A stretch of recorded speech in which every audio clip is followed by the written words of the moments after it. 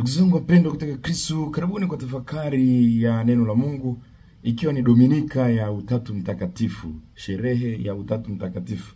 Kwa namna nyingine ni sherehe ya Mungu. Na imewekwa mahususi kabisa kwa sababu tunakumbuka tangu Christmas au Noeli, Bwana wetu Yesu Kristo alipozaliwa. Tumeendelea, tumetokea sherehe nyingi mpaka tumaliza na Pentecost. Yote haya unaweza ukafikiri pengine ni miungu mingi inafanya haya, lakini hapana, yote haya yanafanyika katika Utatu Mtakatifu. Ndugu zangu, ikiwa Dominika ya Utatu Mtakatifu inaadhimishwa tu mara baada ya Dominika ya Pentecost. Ni sherehe yenye kushuhudia ukuu wa Mungu wetu. Hakuna aliye sawa na Mungu wetu. Hakuna awezaye kuyafahamu mawazo yake wala njia zake, kwa maana ni kuu mno. Bila kufunuliwa kwetu hatungeweza kumfahamu Mungu, hata kwa kile kidogo tunachofikiria kuhusu Mungu.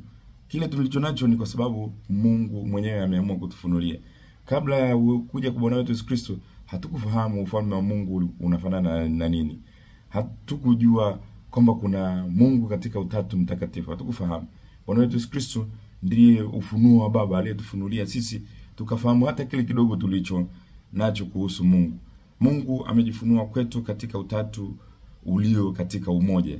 Hili ni fundisho lipaswalo kupokelewa kwa imani, kwani ndivyo Mungu alivyopenda kujifunua kwetu sisi. Ndugu zangu, fumbo hili ni kiini cha maisha yetu ya imani.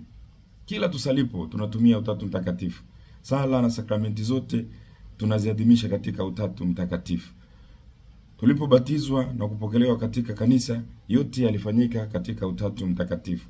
Utatu Mtakatifu ni sehemu ya maisha ya Mkristo. Ni ufunuo wa hali ya juu kwetu kutoka kwa Mwenyezi Mungu. Ufunuo na hasa kwetu sisi wa Kristo na hasa sisi wa Katoliki. Yesu Kristo ndiye aliyetufumbulia fumbo hili.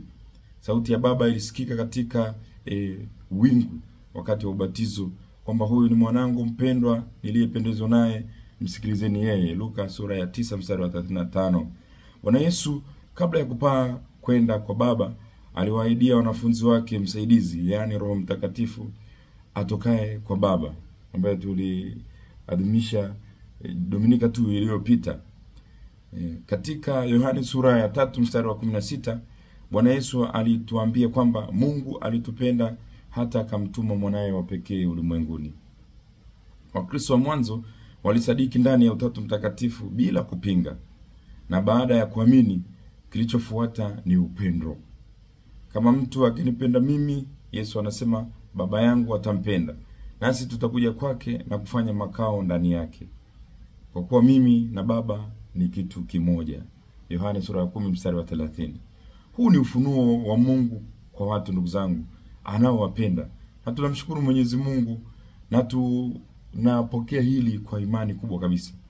Mitume waliagizwa kulitumia jina la Utatu Mtakatifu kila wabatizapo mtu. Kila muumini anapoingia katika imani ya Kikristo anabatizwa.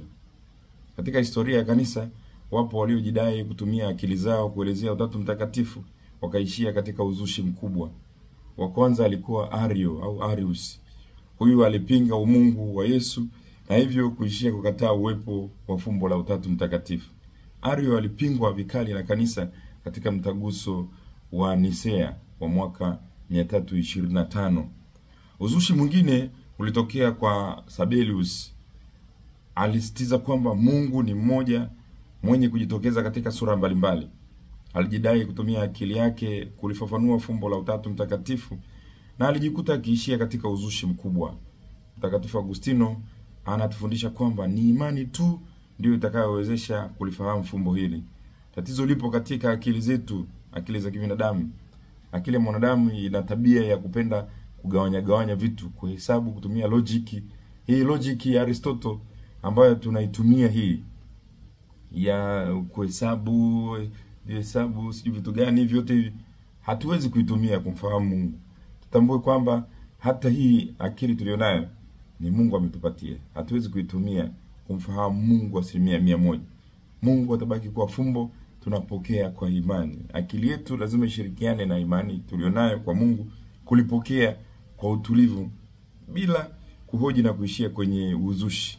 Ndugu zangu wapendwa, Baba na Mwana na Roho Mtakatifu ni nafsi katika Mungu mmoja, ambazo kila siku tunazikuta zikifanya kazi nasi maishani mwetu.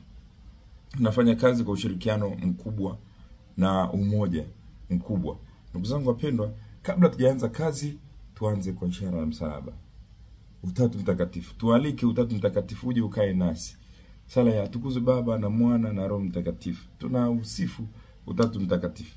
Chochote tukifanyacho tuanze katika jina la Utatu. Sisi wa Kristo tunafahamu hilo kwamba lazima tuanze kwa kualika sala yoyote ile. Wale ambao wana tabia ya kuanzisha sala bila kutumia Utatu, tuache. Wale wengine wanasema tufunge macho, tusali. Baba kwa jina, Baba katika jina la Kristo tunaomba sijui nini. Hapana, hebu anza sala yako kwa Utatu Mtakatifu. Alika Utatu Mtakatifu ndipo uanze kusali. Katika desturi yetu Utatu Mtakatifu lazima tuanze kwa kila sala yoyote ile tusalipo. Tuifanye, na unapofanya ishara msalaba ifanye katika utulivu. Ifanye ukiwa inamaanisha. Na tunafahamu sisi wa Katoliki wakati wa Injili tujitahidi kufanya zile ishara vizuri. Ile sifa kwako wewe Kristo. Sifa kwako. Wengine tunafanya tu, yaani tunajifanyia tu. Tena tunaanza hivi na kufanya hivi. Lakini ishara msalaba ianze kwa hivi na kufanya hivi. Ishara msalaba tunaanza juu, katiza kwenda chini. Juu. Hivyo hivyo na kifuani vile vile. Kwa hiyo tufanye vizuri. Kwamba sifa kwako Kristo. Unakuta mtu anajifanyia tu hivi. Hapana. Fanya vizuri. Sifa kwako Bwana. Fanya katika hali ya kujielewa. Na ishara juu. Usifanye tu kwa jina la Baba na Mwana na Roho Mtakatifu. Hapana. Fanya kwa jina la Baba na la Mwana na la Roho Mtakatifu. Amina. Tusifanye tu katika mazoea na bila kutafakari tunachokifanya. Tujue tunapofanya hivyo tunamwalika Mungu. Mungu ambaye ndiye kila kitu. Ni Mungu ndiye aliyeshika ulimwengu, ndiye muumbaji, ndiye aliyetumba sisi, ndiye baba yetu, ndio hata tukifa kwake tunaenda kwake. Tambua, kwa nini tunasalimia wanadamu wenzetu ambao ni waheshimiwa, tunawasalimia kwa heshima, lakini tunapoanza kumsalimia Mungu tunashindwa kufanya kwa heshima kubwa zaidi? Tusizoee matakatifu tukashindwa kuyafanya katika hali ya uheshima. Tufanye yote kwa heshima. Unapoalika Utatu Mtakatifu, alika vizuri, sali vizuri ndugu zangu. Baba na Mwana na Roho Mtakatifu ni nafsi katika Mungu mmoja ambazo kila siku tunazikuta zikifanya kazi katika maisha yetu ndugu zangu. Zinafanya kazi kwa ushirikiano mkubwa na umoja. Hakika kile Mwenyezi Mungu ni kumno. Hafungwi na namna zetu za kufikiri. Mwanadamu hapaswi kumpangia Mungu jinsi ya kuwa jinsi Mungu anavyopaswa kuwa. Mungu ni roho, ukamilifu wake hauna mpaka. Tunapaswa kupokea hili na hakuna haja ya kuwa na wasiwasi kabisa kuhusu hili. Tuombe neema ya Mungu itusaidie ili basi tuweze kuliheshimu fumbo hili la Utatu Mtakatifu. Tulipokee kwa imani kubwa. Hili ni fumbo la imani. Tulipokee kwa imani kubwa. Tukijua kabisa Mungu atabaki kuwa Mungu. Hakuna akili ya mwanadamu yeyote itakayoweza kumchambua kama tunavyochambua hesabu, kama tunavyochambua samaki. Mungu atabaki kuwa fumbo. Hata kile tulichonacho akilini mwetu ni kwa sababu Mungu amependa tu kutushirikisha. Tupokee kwa imani na siku zote jina lake litukuzwe milele. Na kutakia Dominika njema ya Utatu Mtakatifu. Mwenyezi Mungu akubariki na kukulinda na kukutunza. Baba na Mwana na Roho Mtakatifu. Amina. Unaona hata tafakari yetu tumeimaliza kwa ishara ya Utatu Mtakatifu. Dominika njema.